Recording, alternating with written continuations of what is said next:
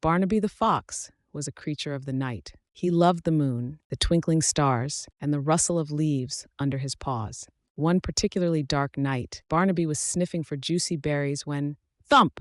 He tumbled head over heels into a deep, dark well. He yelped, his bushy tail hitting the cold, damp stones. He tried to climb out, digging his claws into the slippery sides, but the well was too deep and the walls too smooth. Exhausted, Barnaby curled up at the bottom, his bushy tail tucked around him, and waited for the dawn. The sun finally peeked over the horizon, painting the sky in shades of orange and pink. Barnaby shivered, his fur damp and matted. Just then, he heard a familiar clip-clop of hooves. A goat with a coat as white as freshly fallen snow peered down into the well. Her name was Penelope, and she was known throughout the meadow for her cheerful bleating and her, well, let's just say her lack of caution.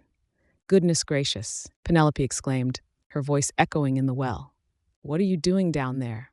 "Mr. Fox," Barnaby, ever the sly one, grinned. "My dear Penelope," he said, his voice smooth as butter, "I've discovered the most delicious water, the purest, freshest water you've ever tasted. It's simply divine." Penelope, who was terribly thirsty after a long morning's graze, believed him instantly. Without a second thought, she leaped into the well.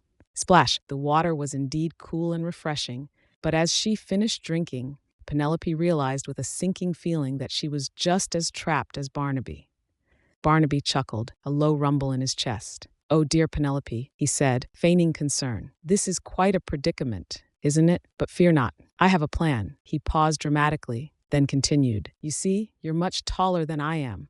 If you stand on your hind legs, I can climb onto your head and scramble out. Then I'll help you out." Of course, Penelope, trusting and a little bit naive, did exactly as Barnaby suggested. She stood tall, her long legs stretching down into the water. Barnaby, nimble and quick, climbed onto her head, then onto the edge of the well.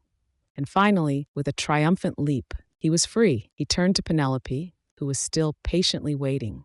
"Thank you so much for your help. Penelope," he called down, his voice dripping with false gratitude. "You've been a tremendous help." And with a flick of his tail, he trotted away, leaving Penelope alone at the bottom of the well. Penelope sighed. She was stuck, but as she sat there, she began to think. She realized that she hadn't considered how she would get out before she jumped in. She had been so focused on the delicious water that she hadn't thought about the consequences. After a while, a kind farmer heard her bleeding and rescued her.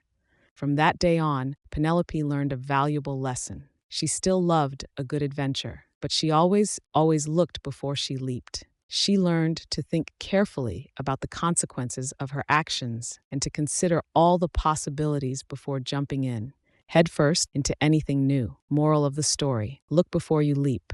Think carefully about the consequences before you act.